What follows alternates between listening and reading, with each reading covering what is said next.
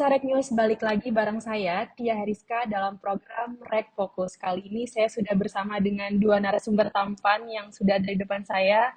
Ada Mas Rizky Karo-Karo dan juga Mas Tuhu Nugraha. Halo Mas, gimana kabarnya nih? Alhamdulillah baik. Iya, Mas Rizky baik juga. Sehat puji Tuhan. Oh, Semoga pendengar Agnes juga sehat. iya, amin. Semoga kita selalu sehat walaupun ya pandemi sudah melandai, tapi tetap harus jaga prokes ya. Oke, welcome to Metaverse. Oh enggak, belum. Kita masih ada di dunia nyata nih guys. Tapi topik kita hari ini adalah berhubungan dengan penegakan hukum di dunia metaverse. Mungkin sebelum kita berbincang-bincang nih soal apa sih sebenarnya metaverse itu, kemudian apakah ada risikonya dan apakah juga ada tantangannya nanti ke depannya, aku mau tanya-tanya dulu nih soal kesibukan Mas Tuhu sekarang lagi sibuk apa nih? Oke, kesibukan saya sekarang jadi konsultan, jadi trainer untuk berbagai pelatihan kaitannya dengan digital dan juga mengajar di kampus gitu. Oke, jadi kesibukannya di seputar itu ya. Ya, jadi Mas Tuhu ini adalah konsultan bisnis digital dan juga metaverse ya, Mas. Kalau Mas Rizky, kesibukannya selain ngajar, ada nggak kesibukan lain? Sibuknya pasti riset ya, riset tentang pengembangan hukum dan teknologi gitu. Oke, Mas, ngomong-ngomong soal metaverse nih, saya sendiri nih masih belum paham gitu ya. Sebenarnya tuh dunia metaverse ini tuh seperti apa? Apakah negara kita sendiri Indonesia itu sudah siap memasuki dunia metaverse? Mungkin dari Mas Tudu? Oke, jadi kalau di metaverse itu sebenarnya bagaimana definisi yang saya tahu ya. Jadi kan definisi macam-macam ya, tapi yang saya pegang adalah ketika kita bisa masuk ke dalam ruang virtual dan di sana kita berinteraksi satu sama lain. Jadi benar-benar real time berinteraksi. Kalau yang ada sekarang pembedaannya apa? Sekarang ini kan kita berinteraksi, tapi kan belum tentu real time dan kita nggak ada dalam ruang yang sama. Gitu ya, kita masih menghadapi laptop gitu ya atau gadget yang kita punya. Nah ini kita benar-benar ada dalam ruang itu, ruangnya bentuknya virtual dan kita berinteraksi langsung.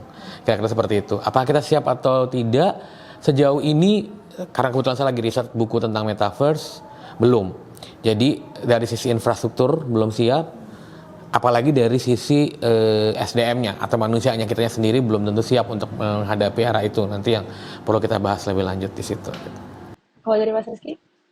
Metaverse menurut saya ekosistem digital ya. Ekosistem digital mau tidak mau sih kita harus siap menghadapi perubahan gitu kan. Apakah ada manfaat atau tidaknya? Menurut saya akan lebih banyak manfaatnya. Cuma memang konsumennya nih, karena kan yang lebih dekat dengan teknologi adalah kaum yang kaum muda gitu ya. Lalu bagaimana dengan orang tua kita seperti itu? Jadi memang untuk menuju ke arah sana banyak sekali yang harus kita persiapkan ya, Mas? Betul, pastinya sangat banyak yang perlu dipersiapkan menurut saya.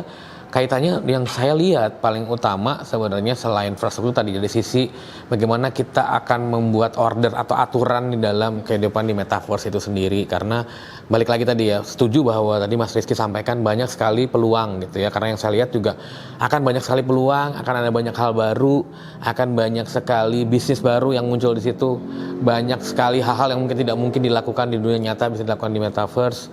Tapi di situ juga perlu adanya aturan, karena kalau tidak ada ketidakpastian, saya takutnya justru terjadi riot, terjadi chaos dan lain-lain gitu.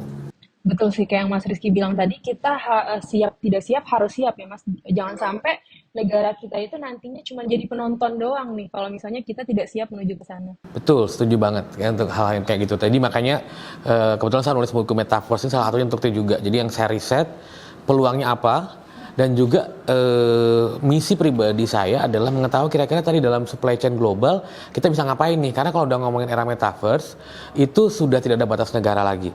Mau ngirim barang, bisnis creation bisnis juga nggak ada perlu kirim-kirim barang kayak sekarang misalnya pandemik di sini ditutup, port mahal segala macam nggak ada, karena semuanya barangnya bersifatnya digital dan itu punya nilai tambah gitu. Tapi jangan sampai tadi kita jadi konsumennya aja, kita jadi penggunanya, terus kita beli barang digital dan segala macam, tapi kita nggak bisa memproduksi apapun, kita cuma jadi penontonnya aja itu. Jadi kalau ngomongin soal pengaruh metaverse untuk kehidupan secara keseluruhan, berarti semua sektor ini terpengaruh gitu? Sangat terpengaruh, karena ibaratnya metaverse tuh kayak kita punya dua kehidupan yang berbeda, bukan kehidupan gaib ya, tapi kehidupan nyata yang kayak begini dan kehidupan di metaverse. Di metaverse itu nanti kita juga bisa bekerja, kita bisa meeting, kita bisa clubbing, kita mau jalan-jalan, kita mau beli barang, mau beli baju, mau beli ke restoran dan segala macam itu ntar ada. Mungkin sekarang belum terlihat bentuknya karena tadi ya ini memang masih dalam bentuk wacana-wacana kecil. Kalau misalnya yang jelas bentuk yang jadi seperti kayak prototipe-nya metaverse lah ya. Kalau Anda liatin yang main Roblox, tentunya itu pasti generasi yang muda, yang generasi alpha disebutnya, yang mungkin sekarang umurnya baru 10 tahun ke bawah gitu ya. Tapi mereka sebenarnya udah terbiasa tuh beli produk-produk digital, beli avatar, beli baju digital gitu. Oke, berarti kalau misalnya kita ambil contoh nih Mas Rizky, dalam dunia penegakan hukum nih. Ini kan kalau misalnya aku baca di berita nih di Amerika Serikat itu ada seorang perempuan penguji coba. Pada saat uji coba beta metaverse ini avatarnya itu mendapatkan pelecehan seksual. Kira-kira apakah memungkinkan metaverse ini bisa memberikan warna baru dalam dunia penegakan hukum atau justru membuka celah-celah pelanggaran seperti tadi? Iya, metaverse kan meta itu kan kalau saya nggak salah lihat artinya melampaui ya. Sedangkan verse itu kan semesta ya. Jadi kan kita melampaui semesta ibaratnya seperti itu. Nah kalau terjadi kasus demikian, menurut saya pribadi ya hingga saat ini masih terjadi kekosongan hukum nih. Mengapa? Karena di metaverse kan, misalkan saya di metaverse bisa saja saya menjadi perempuan atau saya menjadi iya laki-laki cuma yang tentara atau avatar berbentuk apapun yang saya ingin gitu kan. Mau jadi avatar Medusa juga bisa. Iya, avatar. Misalkan saya jadi penggemar artis apa mungkin suatu saat juga bisa gitu kan. Nah itu kan sulit untuk ditebak gitu ya. Dan betul, sedangkan dalam asas hukum kan kita harus tahu siapa pelaku, apakah ada saksi. Lalu yang paling sulit adalah tempat ini nih. Cyberspace, ruang maya gitu kan, walaupun ruang maya tapi kan di dunia nyata gitu kan, apakah akan dicek IP address-nya sulit juga gitu kan, apakah di metaverse akan ada polisi metaverse ini riset saya terakhir tuh ini masih dalam wacana, kalaupun ada gimana gitu kan, apakah polisinya lari-lari menggunakan Oculus gitu kan, Oculus itu kacamata yang besar gitu kan. Nah ini tantangan sih, walaupun si korban itu, saya juga sempat membaca berita itu, dia tanda kutip dibully gitu kan, dibully di akun medsosnya. Itu kan cuma virtual. Lalu tidak ada bagian bawahmu yang tanda kutip bagian bawahmu yang dilecehkan gitu kan, dan itu kan cuma game. Nah itu kan mungkin karena si netizennya itu tidak merasakan gitu kan. Satu sisi tidak merasakan karena alatnya mahal, bener nggak Mas? Betul, alatnya masih lumayan mahal, makanya tadi salah satunya kenapa ini belum siap sebenarnya seluruh dunia, alatnya masih mahal. Dan bener tadi kayak misalnya pelecehan itu banyak sekali pertanyaan, apakah kemudian dampaknya sama persis atau enggak. Nah itu juga kan ranah hukum seperti itu, karena tadi belum ada ininya, karena sesuatu yang baru kan. Katanya kalau, nah itu juga perlu tanya ke orang psikologis gitu. Beberapa yang saya pernah tanya, memang mereka bilang dampaknya sama gitu, mau dilecehkan. Karena kita benar-benar kayak berasa kita hidup di situ. Ibaratnya kita masuk ke ruang yang berbeda gitu. Physically kita di sini, tapi mentally dan seluruh perasaan kita itu kita ada di sebelah sana. Dan ketika dilecehkan dan segala macam ya, kita benar-benar merasa kayak itu impact kan sebenarnya psikologis kan sebenarnya kalau kayak begitu gitu. Sedangkan masyarakat kita ini masih menganggap kalau misalnya pelecehan itu ya disentuh secara fisik gitu ya. Padahal rawan juga potensi seperti itu. Nah, untuk Mas Tuh nih, di dunia di jagat digital seperti media sosial, Indonesia ini kan terkenal akan ketidakramahannya gitu ya. Dan kerap melakukan pelanggaran. Kita tahu lah, kalau udah netizen Indonesia, tangan netizen itu bekerja, itu dampaknya luar biasa. Nah, bagaimana di metaverse nantinya? Apakah akan ada potensi serupa? Justru mungkin berkali-kali lipat dampaknya lebih parah kalau tidak disiapkan. Menurut saya ya kemarin kenapa bisa sekeos itu, tadi sempat diskusi sebelum mulai, adalah karena tadi kita tuh selama ini di era ketika masuk kan ini metaverse tadi disebutnya sebagai era web 3.0. Yang sebelumnya yang sekarang yang kita hadapi itu sosial media itu web 2.0. Jadi kita bisa interaksi dua arah. Kita cuma menyiapkan infrastruktur fisik, tapi mentally masyarakatnya nggak disiapkan.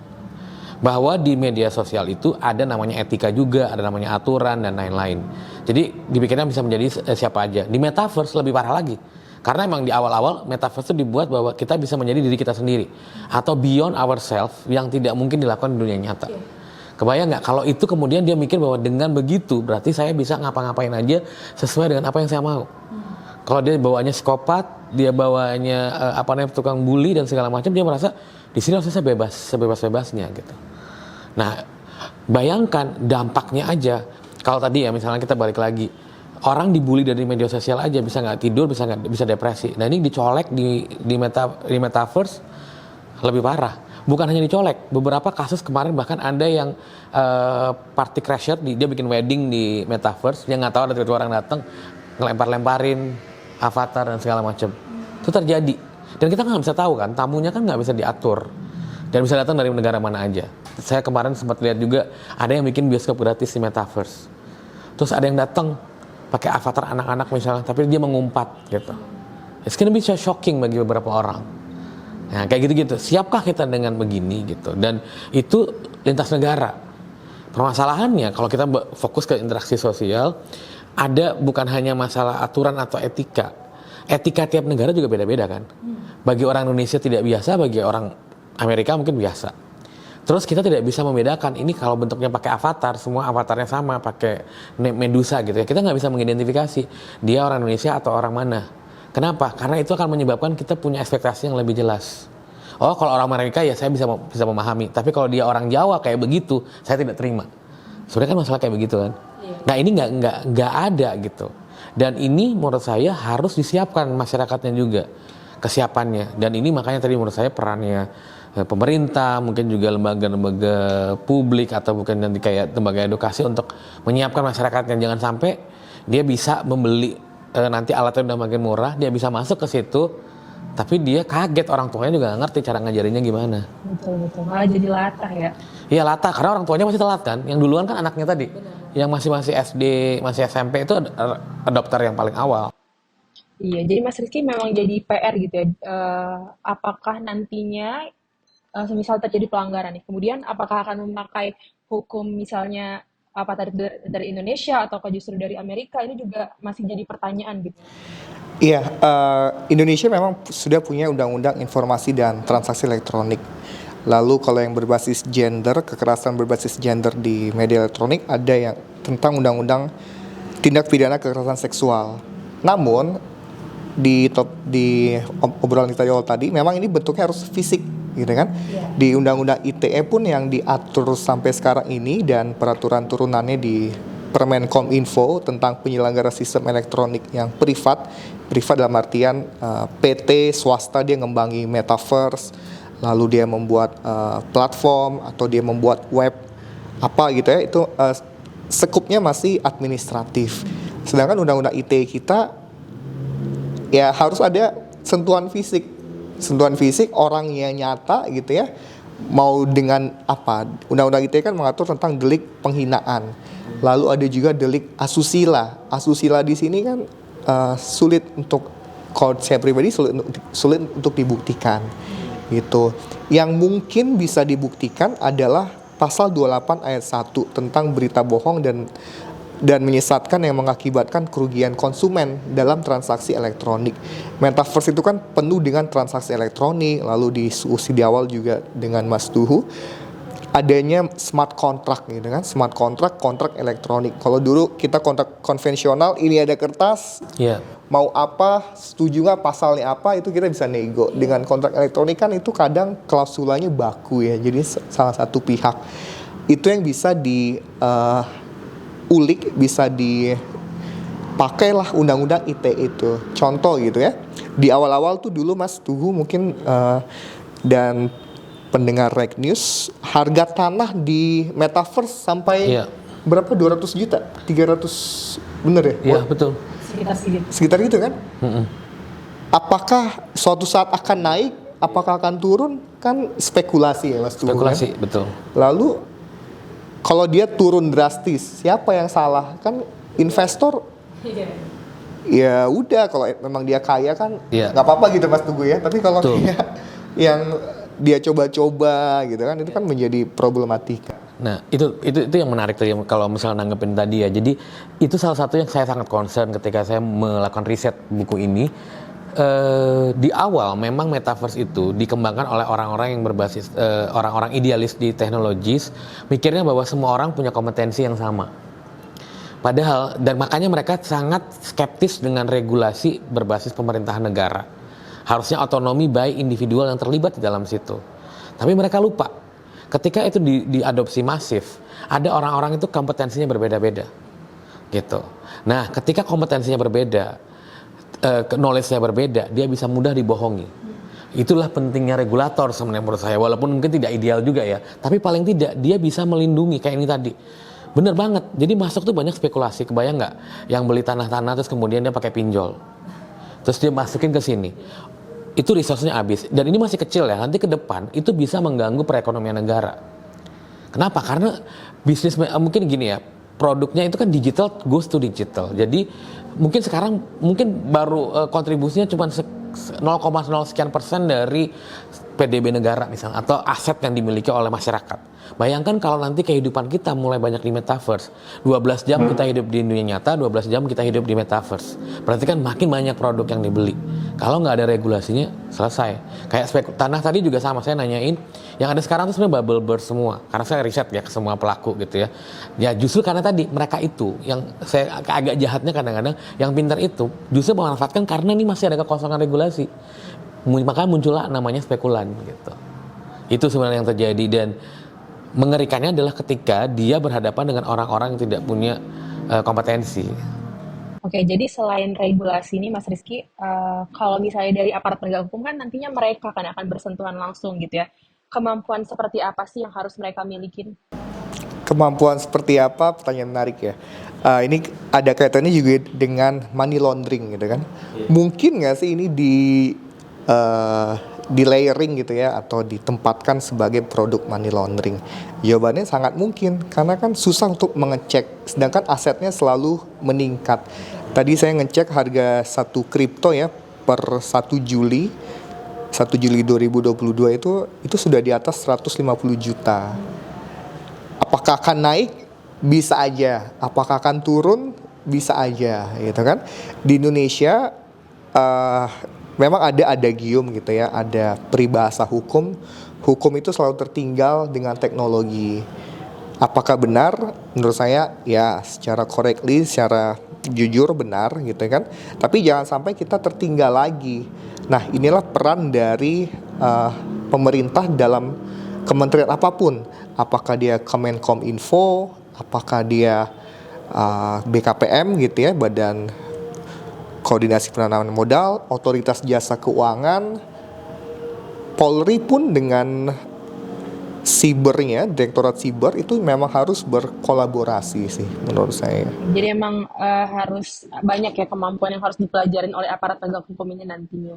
Betul, jadi ya bisa saja mereka mengundang platform gitu kan, atau mengundang PT yang ada di Indonesia yang core bisnisnya adalah metaverse. Apakah dia metaverse menyediakan alat, dia menyediakan platform, jadi mereka yang memberi pelatihan kepada para penyidik tersebut. Ngomongin soal mitigasi untuk segala potensi dan risiko yang terjadi di era metaverse, itu kira-kira seperti apa dari Mas Lurung? Jadi banyak banget ya. Jadi secara umum saya akan bisa bagi menjadi beberapa bagian. Pertama adalah mitigasi resiko sosial tadi ya, karena ada interaksi sosial yang terjadi di situ, dan interaksinya itu lintas negara tanpa kita pernah menyadari bahwa kita lintas negara. Kedua, ada resiko secara ekonomi tadi bisa dengan adanya smart contract, orang bisa bertransaksi langsung tanpa melibatkan negara untuk mengawasi. Itu bukan hanya masalah dia bisa nyimpan pajak ya, tapi maksudnya diam-diam tadi money laundering dan segala macam, tapi juga perlindungannya gimana? Siapa yang bisa meyakinkan dan membuat standar smart contract-nya dia nggak ditipu, baik penjual atau pembeli? Terus kalau terjadi dispute, siapa yang akan menyelesaikan? Terus kemudian ada resiko soal budaya yang berbeda, ini kan bisa jadi crash, bisa terjadi juga bahkan terjadi manipulasi. Dia dimanipulasi kayak yang isu terbesar setelah isu soal pelecehan itu ada juga namanya perbudakan di metaverse. Jadi metaverse itu kan ini adalah gamification. Bayangkan nggak kalau negara tidak memahami bahwa gamification itu bisa memanipulasi individual. Dan itu banyak yang sudah terjadi, jadi dia dari metaverse, kemudian gamesnya itu dibawa ke dunia nyata. Dia harus mencuri, kalau dia harus melakukan sesuatu. Kalau dia nggak melakukan, nanti orang tuanya akan diapain. Walaupun cuma pakai teror psikologis aja. Bahkan ada yang disuruh bunuh diri dan segala macam. Itu sangat mungkin dilakukan. Perbudakan-perbudakan di era metaverse. Jadi perbudakan yang zaman dulu itu mungkin physically, sekarang karena itu jangan dibayangkan bahkan cuma gitu doang. Bukan cuma gitu doang karena kita tidak masuk ke situ. Karena saya pernah lihat ya, jadi ada yang perisan gimana dia menunjukkan dia masuk ke dalam dunia metaverse. Dia aja bingung gitu, karena dia udah balik lagi ketika zoom. Aduh, saya ini masih di metaverse apa dunia nyata? Kebayang nggak segitunya? Itu alatnya belum nyaman loh. Bayangin kalau alatnya sudah nyaman dan murah. Jadi itu yang kemudian tadi benar sekali, dan ini tuh harus integrated. Dan saya yakin harusnya kalau melihat dari apa yang dilakukan beberapa negara lain yang menurut saya udah paling matang itu untuk mengantisipasi metaverse itu Cina. Mereka sudah bikin asosiasi. Asosiasi yang ada pemerintah di dalam situ. Jadi setiap ada inovasi baru, pemerintah selalu tahu dan keep update. Dan dia bisa memapping. Bukan untuk kemudian ngerusuhin ya. Ngerusuhin itu dalam artian menjegal atau mencegah perkembangan inovasi. Tapi memberikan aturan main yang lebih adil buat semua orang. Itu kan yang paling penting kan. Peran negara kan harusnya di dalam situ gitu, menjagain gimana potensi adanya di mana, karena kan ini perkembangannya akan sangat pesat dan saya yakin pasti akan selalu tertinggal. Bahkan termasuk menurut saya tuh brain Bappenas tuh harus kemudian mikirin juga, kalau kita mau masuk itu dalam 5 tahun lagi ke era metaverse, dampak sosialnya kayak gimana, opportunity-nya apa, dampaknya bisa dikurangin gimana, opportunity-nya bisa diperbesar dengan cara apa gitu. Dampak sosial mitigasinya kan tadi dengan adanya regulasi, dengan adanya undang-undang, hukum dan lain-lain itu kan untuk menjaga itu tadi kan. Dan juga tadi opportunity bisa lebih gede karena kalau nggak ada undang-undangnya bisa jadi juga orang nggak mau invest metaverse di Indonesia. Bahkan perusahaan Indonesia mungkin bikinnya di negara lain. Kenapa? Mereka lebih siap. Ini udah terjadi sekarang juga gitu. Mereka nggak mau bikin sini karena di sini di Indonesia bingung, nggak ada KLBI-nya gitu, nggak bisa masuk. Jadi akhirnya bikin di Singapura. Pertanyaan yang sama untuk Mas Riki yang tadi, untuk mitigasi potensi dan resiko dunia metaverse nanti. Iya, menurut saya kalau skopnya undang-undang itu sulit ya, karena kan perlu persetujuan DPR, ngundang partisipasi publik. Kalau yang lebih dekatnya, menurut saya sih minimal Kominfo yang harus mengeluarkan peraturan menterinya. Apakah itu ya? Iya, karena sekarang ini baru ada tentang perizinan tadi penyelenggara sistem elektronik yang sifatnya privat. Itu misalkan semacam aplikasi handphone gitu kan, dia harus tembus nih permen Kominfo-nya harus sesuai, baik dari sisi legal due diligence, ISO-nya. Nah itu baru sisi administratif. Bagaimana dengan metaverse gitu kan? Memang untuk secara spesifik sih bukan tidak mungkin, pasti bisa gitu kan, karena kita di Kominfo aja sudah ada Permen Kominfo tentang perlindungan data pribadi. Nah metaverse kan memerlukan data pribadi gitu kan, tapi setahu saya tidak perlu KTP Mas ya. Enggak perlu kan? Karena semuanya pakai datanya kan langsung dimasukin dalam blockchain sistemnya. Dan sebenarnya tuh gini, metaverse tuh blockchain system mengubah bahwa kita sebenarnya megang datanya, terus data itu kita share ke pihak ketiga dan kita selalu tahu ketika data itu nanti dijual lagi ke pihak yang lainnya, kita bisa langsung dapat update. Baik busnya itu seperti itu karena dia mau menjawab kelemahan dari sistem yang ada sekarang. Data kita serahkan ke Google, kita serahkan ke Facebook. Setelah itu diapain data kita nggak pernah tahu. Kita nggak bisa punya track datanya gitu. Nah kalau itu sekarang gitu ya, dengan Permen Kominfo PSE tadi, aplikator luar itu diminta untuk regis ke Indonesia. Mungkin kalau teman-teman lagi baca sekarang ini gitu kan, per 20 Juli atau akhir Juli, kalau misalkan WhatsApp, Instagram itu nggak regis, itu konon katanya akan diblokir gitu ya. Walaupun masih jadi perdebatan nih, kalau itu diblokir kan semua ekosistem digital di Indonesia kan menggunakan itu gitu. Tapi sih minimal dari Menteri Kominfo membentuklah suatu peraturan Menteri Kominfo untuk mencegah adanya kerugian di metaverse ini gitu. Dan ini kan juga memberikan kepastian hukum kan bagi calon PT atau calon investor yang akan berusaha di Indonesia. Oh jelas nih Kominfonya mendukung, BKPM mendukung, seperti itu. Oke, mungkin terakhir nih untuk Mas Tuh dan juga Mas Rizky secara singkat aja, ada nggak sih pesan yang ingin disampaikan kepada seluruh penonton Reknis nih? Biar kalau misalnya nanti benar-benar udah di dunia metaverse gitu, kita udah benar-benar siap. Oke, pesannya menurut bagi saya adalah teknologi itu kan kita nggak bisa apa namanya, kita nggak bisa hindari ya. Kita nggak bisa kemudian ya udah deh saya tidak mau masuk ke era itu gitu. We are living in the technology era. Yang paling bisa kita lakukan adalah ya sudah kita pelajari dan kita bisa memitigasi dulu. Jadi sebelum masuk ke sana, Anda tahu potensinya, Anda tahu ongkosnya kayak gimana, dan Anda tahu bagaimana bisa memaksimalkan potensi yang dihasilkan di situ dan minimalisir resikonya, termasuk ke peringatan ke orang-orang sekitarnya kita, karena it's something yang sangat baru gitu ya, yang kita tahu kadang-kadang mungkin masih ada banyak bolong-bolongnya dan segala macam. Dan tadi jangan kebiasaan untuk kemudian kejeglong dulu baru kita jadi sadar bahwa ternyata ada resiko juga gitu. Kalau dari Mas Rizky? Dari saya, dari sisi pengguna ya, pengguna dengan lintas umur segala macam gitu kan, harus bisa bagi waktu gitu kan. Karena kan kalau kita udah pakai metaverse, kita pakai Oculus dengan sarung tangannya gitu kan, kadang kita lupa makan gitu kan. Iya, kecanduan, benar-benar bisa kecanduan. Kecanduan malah mungkin akan menimbulkan penyakit psikologis lainnya. Wah, kalau aku nggak bisa mencapai goal di metaverse akan stres gitu kan. Jadi bagi pengguna baik orang tua atau anak harus bisa bagi waktu. Walaupun orang tua juga harus mengikuti tren nih Mas, ya Iya, kan Mas pasti, Dulu kan. pasti. Karena kan di metaverse akan terjadi interaksi antar orang tua dan anak yang lebih Banget. modern gitu. Jadi mungkin anak malu gitu kan dengan di dunia nyata dia Iya, main bisa. Oculus, main di metaverse, ya orang tua harus bisa ngikutin. Memang ada biaya yang harus dikeluarkan untuk beli Oculusnya. Iya. Kayaknya di atas 10 juta Mas, saya ingat saya di atas 10 juta mungkin ya.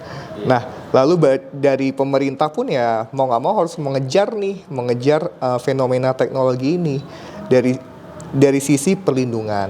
Walaupun sekarang Bapepti sudah ada peraturan Bapepti, tapi itu sebatas cryptocurrency, mata uang kripto.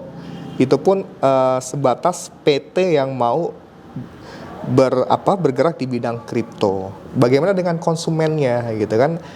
Apakah nanti kalau dia rugi rame-rame lapor kepada polisi, ya polisi satu sisi tidak bisa menolak laporan masyarakat gitu kan, walaupun nanti ada pembuktiannya. Dan terakhir dari saya adalah dari sisi investor nih ya, jangan takutlah untuk bergerak di Indonesia karena pasti konsumennya banyak banget gitu kan. Gitu Mbak dari saya. Thank Oke, you. kalau gitu terima kasih banyak untuk Mas Tuhu dan juga Mas Rizky. Sungguh Sama-sama. perbincangan yang sangat seru ngomongin soal metaverse.